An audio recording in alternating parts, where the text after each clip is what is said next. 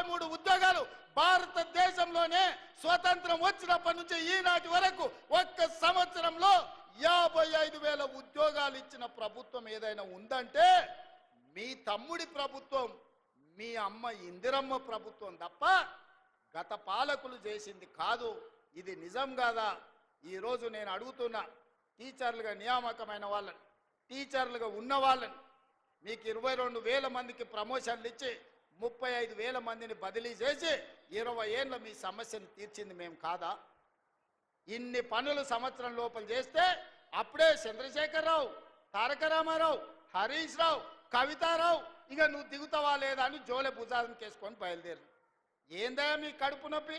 10 ఏళ్ళు మీరే ఏలిండ్రు కదా, 10 ఏళ్ళు మీరే పచ్చగున్నారు, పండిందంతా మీరే మేసిండ్రు, పచ్చగున్న కాడ మేసిండ్రు, వెచ్చగున్న కాడ వండుకురు ఫామ్ హౌస్లల్లా. మా పేదోళ్ళ గురించి ఆలోచన చేసిరా? మా పాలమూరుకు నీళ్లు తెచ్చిరా అని నేను అడుగుతున్నా. 10 ఏళ్లలో మీరు ప్రాజెక్టులు కడితే మా పాలమూరు ఎందుకు ఎడారి అవుతుంది? మా ఆడబిడ్డలు వలసలు ఎందుకు పోతారు? ఇయాలటి కూడా కొత్తకోట దగ్గరనో, దేవరకద్ర దగ్గరనో, పెద్దమందడి దగ్గరనో జంటలుగా మేస్త్రీల దగ్గర, గుంపు మేస్త్రీల దగ్గర పైసలు తీసుకొని పిల్లల్ని ఇంటి దగ్గర వదిలి వలస పోతుంటే మా కష్టం గురించి ఎన్నడైనా ఆలోచన చేసిన వా చంద్రశేఖరరావు అని నేను అడుగుతున్నా. ఎన్నడైనా మా వలసలు, మా కష్టాలు, మా తట్ట పని, మా పార పని, మా మట్టి పని, మా రక్తాన్ని చెమటగా మార్చి ఈ దేశంలో ప్రతి ప్రాజెక్టు మేం కట్టినాం. బాక్రానంగల్ నుంచి నాగార్జున సాగర్ వరకు, శ్రీశైలం నుంచి శ్రీరామ్ సాగర్ వరకు మా చెమట లేకుండా, మా రక్తం దార బొయ్యకుట్ట కట్టిన ప్రాజెక్ట్ ఏదైనా ఉందా అని చంద్రశేఖరరావు నేను అడుగుతున్నా. మరి ఇవాళ నేను అడుగుతున్నా, 10 ఏళ్ళు 2 లక్షల కోట్లు సాగునీటి ప్రాజెక్టుల మీద ఖర్చు పెట్టిన నువ్వు మా పాలమూరు ఎందుకు పూర్తి చేయలేదు? మా కల్వకుర్తిని ఎందుకు పడావు పెట్టినవు? మా భీమా, నెట్టెంపాడు, కోయిల్ సాగర్, మా సంపద కొట్లాడిన తుమ్మిళ్ళ ప్రాజెక్ట్ ఎక్కడికి పోయింది? ఆర్డిఎస్ ప్రాజెక్టు ఎందుకు ఎండిపోయిందని నేను అడుగుతున్నా. ఇవాళ మా ప్రాజెక్టులు నువ్వు ఎండబెట్టబట్టి, ఆనాడు నువ్వు ఎస్ఎల్బీసీ మేము మొదలుపెట్టి 32 కిలోమీటర్లు పూర్తి చేస్తే 10 కిలోమీటర్లలో 2 కిలోమీటర్లు వేసి పడావు పెట్టే 10 ఏళ్ళు పడావున్న ఎస్ఎల్బీసీ పనులు ఆగిపోవడం వల్ల ఇవాళ కుప్పగూలి 8 మంది ప్రాణాలు పోయినాయి. ఈ పాపం నీది కాదా చంద్రశేఖరరావు? ఈ పాపాల భైరవుడివి నువ్వు కాదా? మా ప్రాణాలను, మా ఆస్తులను కొల్లగొట్టి ఇవాళ రాయలసీమకు నీళ్లు తరలించకపోతుంటే గుడ్లప్పగిచ్చి చూస్తున్నావు కదా. రాయలసీమకు నీళ్లు తరలించడానికి కారణం నువ్వు కాదా? ఆనాడు రాజశేఖర రెడ్డి ఉన్నప్పుడు పోతిరెడ్డిపాడు పొక్క పెద్ద చేసి నువ్వు మంత్రిగా ఉన్నప్పుడు తండ్రి నీళ్లు తీసుకుపోయాడు.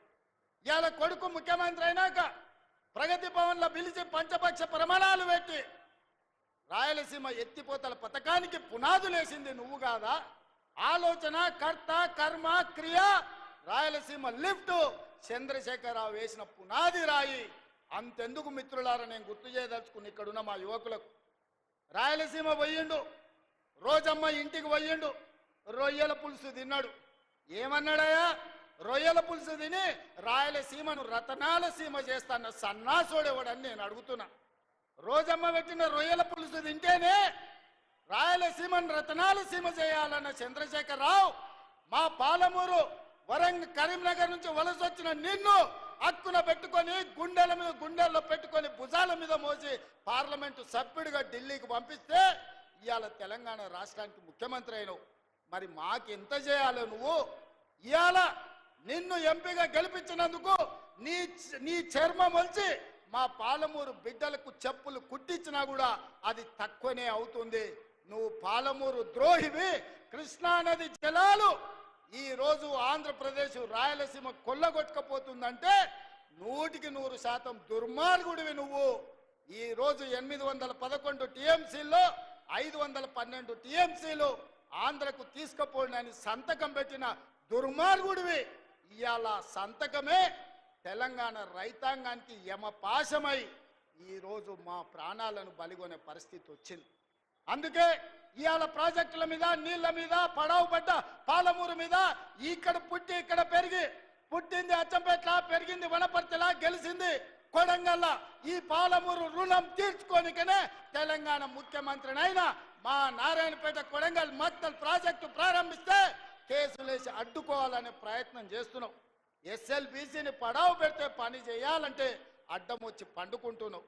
ఇవాళ మా పాలమూరును పడావు పెట్టిందే నువ్వు చంద్రశేఖరరావు. నిన్ను నమ్మినందుకు మమ్మల్ని నట్టేట ముంచినవు. వెనకటికి పెద్దలు చెప్పినట్టు నమ్మి నానబోస్తే పుచ్చి బుర్రెలేనని ఇవాళ చంద్రశేఖరరావు నమ్ముకున్నందుకు పాలమూరు జిల్లా ఎడారిగా మారింది. అందుకే మిత్రులారా, ఇవాళ మీరు ఒక్కసారి ఆలోచన చేయండి. 10 సంవత్సరాలు చంద్రశేఖరరావు ప్రభుత్వం, బీఆర్ఎస్ ప్రభుత్వమే ఉన్నది కదా. మీరందరు కలిసి మేఘారెడ్డి, నన్ను, మల్లురవిని, బట్టి విక్రమార్క గారిని, మధుసూదన్ రెడ్డిని, రాజేష్ను, శంకర్ను ఆశీర్వదించి 5 ఏళ్ల కోసం అధికారం ఇస్తే ఏడాది కాకముందే మమ్మల్ని దిగిపోము అంటారు. ఇది న్యాయమా? ఒక్కసారి ఆలోచన చేయండి. 10 ఏళ్ళు మీరే కదా దోసుకున్నది, 10 ఏళ్ళు పాలించింది మీరే కదా, 10 ఏళ్ళు ఏలుకున్నది మీరే, దోసుకున్నది మీరే, 10 ఏళ్ళు అధికారాన్ని అనుభవించింది మీరే. ఒక పాలమూరు రైతు బిడ్డ నల్లమల్ల ప్రాంతం నుంచి తెలంగాణకు ముఖ్యమంత్రి అయితే చూసి ఓర్వలేరా? మీరు, మీ కొడుకులు, మీ మనవళ్ళు మీరు ఏలనిక్క పుడితే మేమేమో ఇవాళ బిచ్చమెత్తుకోవడానికి పుట్టినమా అని నేను అడుగుతున్నా. మీలాక మేము చదువుకోలేదా? మీలాక మాకు తెలివితేటలు లేవా? మీలాక మేము పరిపాలన చేయలేమా? మా పాలమూరులకు శక్తి లేదా? ఈ దేశమే కాదు ఈ ప్రపంచాన్ని నడిపించగలిగిన శక్తి నా సోదరులకు, నా సోదరిమణులకు ఉంది. చంద్రశేఖరరావు, నువ్వు అనుకుంటున్నావేమో బిడ్డ పాలమూరోడు అమాయకుడని. మాది అమాయకత్వం కాదు, మాది మంచితనం. మా మంచితనాన్ని నువ్వు పరీక్ష పెడితే తిక్క రేగిందంటే డొక్కజించి డోలు కడతాం. మా సోదరుల సంగతి, మా జిల్లా సంగతి ఇంకా నువ్వు మొత్తం చూడలే. నువ్వు అనుకుంటున్నావేమో వీళ్ళ అమాయకులు అరికథలు చెప్పి